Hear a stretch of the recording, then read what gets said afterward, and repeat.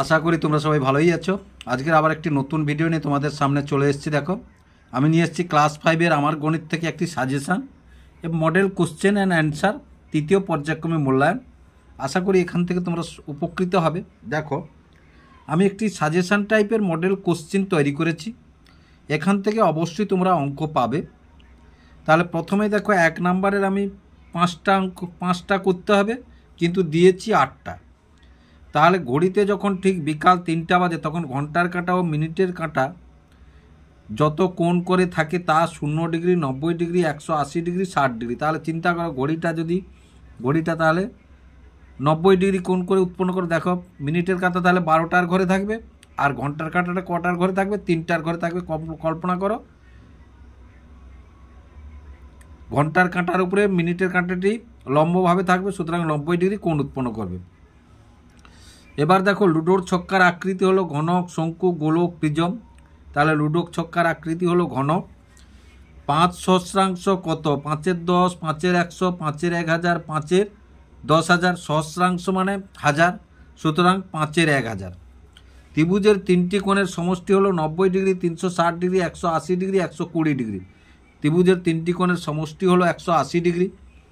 2টি বিন্দু দিয়ে সরলরেখা আঁকা যায়, তা হলো 1টি, 2টি, 3টি, অসংখ্য। কেবলমাত্র একটি সরলরেখা আঁকা যায় 2টি বিন্দু দিয়ে। 15 টাকা 50 পয়সা কত টাকা? 15 টাকা, 50 টাকা, 1.550 টাকা, 15.50 টাকা, 15.50 টাকা। একটি ত্রিভুজের একটি কোণের মান 90 ডিগ্রি হলে তা সমকোণী ত্রিভুজ, সূক্ষ্মকোণী ত্রিভুজ, স্থূলকোণী ত্রিভুজ, সমবাহু ত্রিভুজ, সমকোণী ত্রিভুজ। যে ত্রিভুজের একটি কোণ 90 ডিগ্রি তাকে সমকোণী ত্রিভুজ বলা হয়। এবার দেখো, 8 ভাগ 100 সমান কত? তাহলে দেখো, কোনো সংখ্যায় শেষে দশমিক আছে মানে 2 ঘর দশমিক এগিয়ে যাবে। 2 ঘর কোথায় গিয়েছে? এইটাই 2 ঘরে গিয়েছে, সুতরাং এটাই উত্তর হবে এখানে। এবার দেখো, শূন্যস্থান পূরণ 5টা করতে হবে। 5টার মধ্যে আমি দিয়েছি এখানে 8টা। সাজেশান হিসাবে দিয়েছি না, ওই জন্য বেশি বেশি তোমাদেরকে দিয়েছি। আশা করি তোমরা উপকৃত হবে। বৃত্তের বৃহত্তম যা কেন্দ্রবিন্দুকে আমি তাকে ব্যাস বলে। ত্রিভুজ আঁকার জন্য যে কোনো 2টি বাহুর দৈর্ঘ্যের সমষ্টি তৃতীয় বাহুর দৈর্ঘ্য থেকে বৃহত্তর হতে হবে। অর্ধগোলকের 2টি তল থাকে। ছবির মাধ্যমে বিভিন্ন তথ্য প্রকাশ হলো চিত্রলেখ। ইটের তল সংখ্যা হচ্ছে 6টি। বরের টোপর শঙ্কু আকৃতির। আয়তক্ষেত্রের দৈর্ঘ্য সমান ক্ষেত্রফল ভাগ প্রস্থ। ক্ষেত্রফলকে প্রস্থ দিয়ে ভাগ করলে দৈর্ঘ্য পাবো আমরা। ভাজ্য সমান ভাজক গুণ ভাগফল যোগ ভাগশেষ করলে আমরা ভাজ্য পাবো। তারপরে দেখো, 3-এর দাগে আছে নিম্নলিখিত প্রশ্নগুলির উত্তর দাও, যে কোনো 10টি, 2 নাম্বার করে। 10 2 20 নাম্বার আছে। তাহলে প্রথমে কয়ের দাগে আছে, দেখো 3 সেমি, 6 সেমি, 9 সেমি দৈর্ঘ্যের সরলরেখাংশ দিয়ে ত্রিভুজ অঙ্কন সম্ভব কিনা যুক্তি দিয়ে লেখো। ত্রিভুজ অঙ্কন করা সম্ভব নয়। কেন? যুক্তি কি না, ত্রিভুজ অঙ্কন করার শর্ত হলো 2টি বাহুর সমষ্টি তৃতীয় বাহুর দৈর্ঘ্য অপেক্ষা বৃহত্তর হতে হবে। এখানে এই 2টি বাহুর সমষ্টি দেখো তৃতীয় বাহুর অপেক্ষা বৃহত্তর নয়, সমান হয়েছে, তাই ত্রিভুজ আঁকা সম্ভব নয়। তারপরে দেখো, একটি আয়তাকার ঘরের দৈর্ঘ্য 21 মিটার, প্রস্থ 6 মিটার। ঘরটির মেঝের ক্ষেত্রফল কত? আয়তাকার ঘরের মেঝের ক্ষেত্রফল সমান দৈর্ঘ্য গুণ প্রস্থ বর্গ একক। এখানে দৈর্ঘ্য 21, প্রস্থ 6, তাহলে 21 গুণ 6 সমান বর্গমিটার, তাহলে 126 বর্গমিটার। তারপরে দেখো, গয়ের দাগে 3 পূর্ণ 5-এর 24 বিয়োগ 2 বিয়োগ করো। তাহলে 3 পূর্ণ, এটা দেখো, এটা প্রথমে পূর্ণ ভেঙেছি, পূর্ণ ভাঙার পর বিয়োগ 2। এবার পূর্ণ ভাঙা তো 77-এর 24 বিয়োগ 2, তাহলে 24, এর নিচে কিচ্ছু নেই মানে 1 আছে। 24 আর 1-এর লসাগু 24, তাহলে 24কে 24 দিয়ে ভাগ করলে 77 বিয়োগ, এবার 24কে 1 দিয়ে ভাগ করলে 1, তাহলে 24 2 48। এবার 29-এর 24 সমান 1 পূর্ণ 5-এর 24। এবার তারপরে দেখো, প্রদত্ত কোণগুলি কী ধরনের কোণ? মানে আমরা জানি কোণ কি, সূক্ষ্ম কোণ, স্থূল কোণ, সমকোণ, সরল কোণ, প্রবৃদ্ধ কোণ, এসব কোণ আছে, একান্তর কোণ, এইসব কোণ আছে না। তাহলে দেখো, 45 ডিগ্রি কোণ, 45 ডিগ্রি কোণ সূক্ষ্ম কোণ, কারণ 90 ডিগ্রির চাইতে ছোট। 205 ডিগ্রি কোণ স্থূল কোণ, কারণ 180 ডিগ্রির চাইতে বড়। 180 ডিগ্রি কোণ সরল কোণ আমরা জানি। 90 ডিগ্রি কোণ সমকোণ আমরা জানি। তারপরে দেখো, 77 মিনিটে কত ঘন্টা কত মিনিট? তাহলে 77কে যদি মিনিট 770 মিনিটে কত ঘন্টা কত মিনিট? তাহলে দেখো, 770কে 60 দিয়ে ভাগ করলাম, কারণ 60 মিনিটে 1 ঘন্টা, তাহলে 12 ঘন্টা বেরোলো, যেটা ভাগশেষ পড়ে থাকলো সেটা মিনিট। তাহলে 770 মিনিট সমান 12 ঘন্টা 50 মিনিট। এবার 3-এর দাগে চতে আছে, দেখো 3-এর 5 এবং 4-এর 25 কোনটি বড় এবং কোনটি ছোট। তাহলে বড় ছোট বাঁচতে হলে প্রথমে আমাদের হরগুলি লসাগু করতে হবে। হরগুলি লসাগু করলাম, কত 25 হলো। তাহলে 3-এর 5 গুণ 25, 5 5-এ 25, 5 3-এ 15 বেরোলো। আর 4-এর 25 গুণ 25, 25 25 কাটলে 4 একে 4। তাহলে নিশ্চয়ই আমরা এখান থেকে বুঝতে পারছি যে কোনটা বড় কোনটা ছোট। তাহলে বড় ছোট সেটা লিখেছি আমরা। এবার দেখো 84/102কে লঘিষ্ঠ আকারে প্রকাশ করো। তাহলে 84কে ভেঙেছি, উৎপাদকে বিশ্লেষণ করেছি, 102কে উৎপাদকে বিশ্লেষণ করে দিয়েছি। এটা হচ্ছে সব থেকে সহজ পদ্ধতি, তোমাদের বোঝানোর জন্য এইভাবে করেছি। নাহলে তোমরা একবারে করতে পারো। ধরো 84/17, তাহলে 84/17 যদি 6 দিয়ে কাটো তাহলে 6 14 84, আর 6 17 হচ্ছে 102। 6 17 102 একবারে কেটে কাটা যাবে। এবার দেখো 13 17 গসাগু ও লসাগু কত। দেখো 13 17 পরস্পর মৌলিক সংখ্যা, আবার মৌলিকও সংখ্যা। তাহলে দুটি মৌলিক সংখ্যার গসাগু সর্বদা 1 এবং দুটি মৌলিক সংখ্যার লসাগু সর্বদা তাদের গুণফল, সেটাই আমরা করেছি এখানে।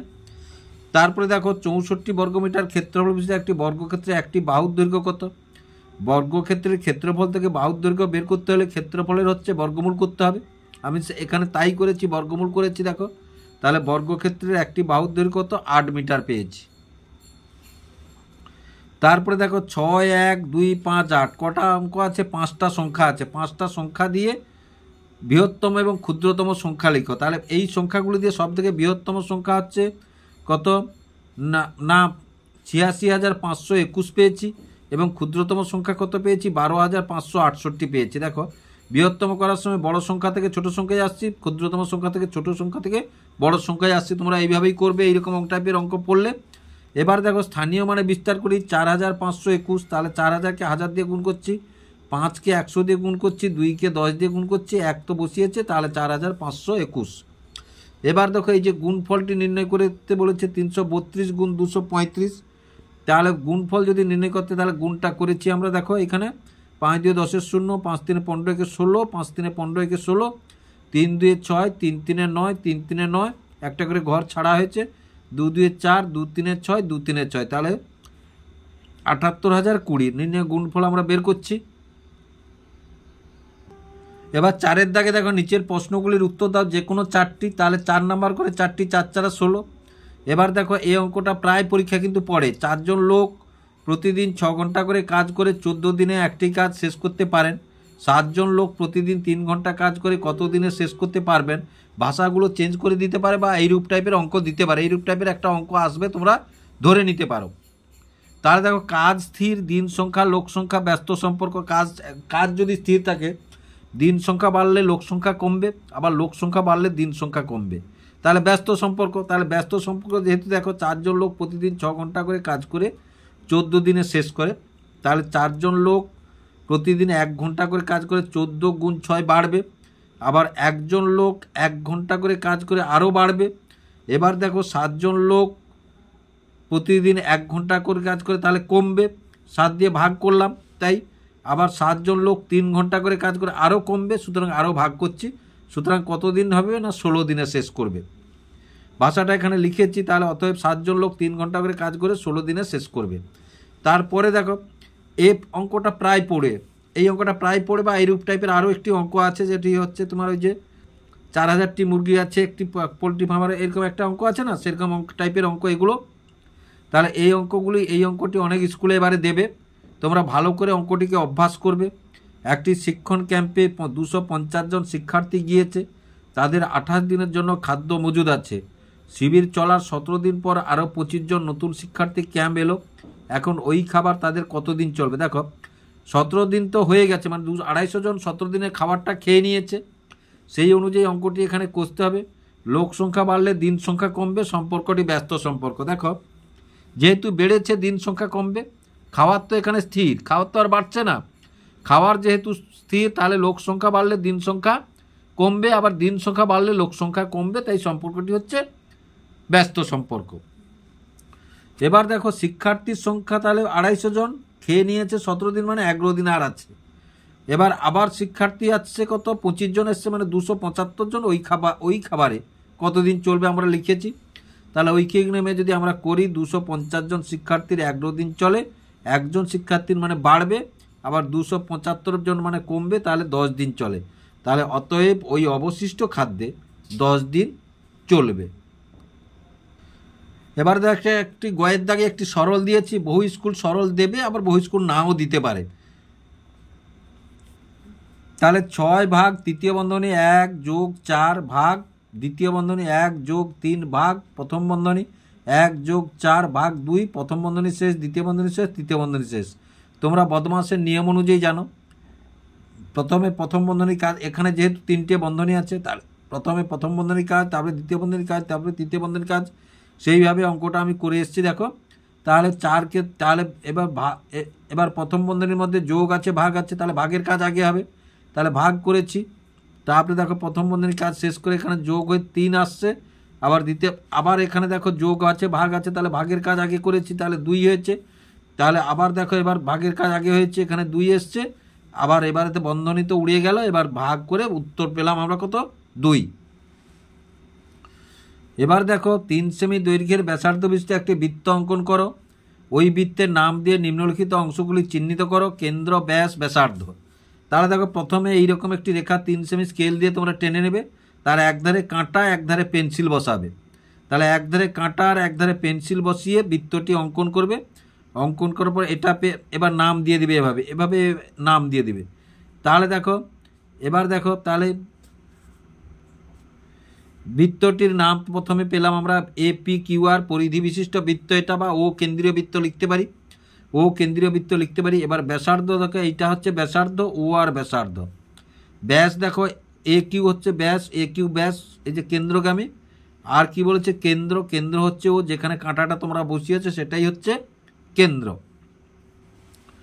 তারপরে দেখো বলেছে কি, চিত্রসহ সংজ্ঞা দাও, চিত্রসহ সংজ্ঞা দাও। তাহলে অয়ে হচ্ছে সমকোণী ত্রিভুজ, আ হচ্ছে সমদ্বিবাহু ত্রিভুজ। তাহলে সমকোণী ত্রিভুজ কি না, দেখো সমকোণী ত্রিভুজ যে ত্রিভুজের একটি কোণের মান 90 ডিগ্রি বা এক সমকোণ, তাকে সমকোণী ত্রিভুজ বলে। তাহলে এই কোণটি সমকোণ, এটা একটি সমকোণী ত্রিভুজ চিত্র দিলাম আমি। এবার দেখো আয়ে কি, যে সমস্ত ত্রিভুজের 3টি বাহুর মধ্যে 2টি বাহু পরস্পর সমান, সেই সমস্ত ত্রিভুজকে সমদ্বিবাহু ত্রিভুজ বলে। তাহলে দেখো এই যে PQR একটি ত্রিভুজ, এর PQ সমান PR, এই দুটো বাহু পরস্পর সমান, তাই এটি একটি সমদ্বিবাহু ত্রিভুজ। 5-এর দাগে একটি 4 নম্বরের প্রশ্ন নিয়ে এসেছি। মোট 50 নম্বরের প্রশ্ন, তো এইটা করলে 50 নম্বর তোমাদের হয়ে যাবে। অনেক স্কুল এটা দেবে, অনেক স্কুল আবার দেবে না। তাহলে বেশিরভাগ স্কুলে এটা দেবে, কারণ এইটা এবারে তোমাদের 3rd ইউনিটের মধ্যে আছে। নিচের চিত্রলেখ আমাদের স্কুলের 2024 সালের বার্ষিক পরীক্ষায় প্রথম থেকে পঞ্চম শ্রেণী পর্যন্ত গণিতে পাসের সংখ্যা দেখাচ্ছে। এরূপ একটি চিত্র সমান 10 জন, একটা চিত্র সমান কত, 10 জন। তাহলে শ্রেণী, প্রথম শ্রেণী, দ্বিতীয় শ্রেণী, তৃতীয় শ্রেণী, চতুর্থ শ্রেণী এবং পঞ্চম শ্রেণী। গণিতে পাসের সংখ্যা, প্রথমে 3টা চিত্র, প্রথমে তারপরের ঘরে 3টা আর হাফটা, তারপরের ঘরে 2টো হাফটা, তারপরের ঘরে 3টা, তারপরের ঘরে 4টা। তাহলে একটা চিত্র সমান কত, 10 জন, একটা চিত্র সমান কত, 10 জন। এবার চিত্রলেখ থেকে উত্তর তোমাদের দিতে হবে, এইটা দেখে দেখে তোমাদেরকে উত্তরটা করতে হবে। তাহলে কোন শ্রেণীর ছাত্রছাত্রী বার্ষিক পরীক্ষায় গণিতে সবচেয়ে বেশি পাস করেছে? চিত্র কার বেশি দেখো, তাহলে চিত্র এর বেশি। এবার একটা মানে কটা, 10, একটা মানে 10, তাহলে 4টা মানে কত, 4টা মানে দেখো 4 গুণ 10, তাহলে সমান কত, 40 জন। কজন, 40 জন পাস করেছে, 40 জন গণিতে পাস করেছে, 40 জন গণিতে পাস করেছে।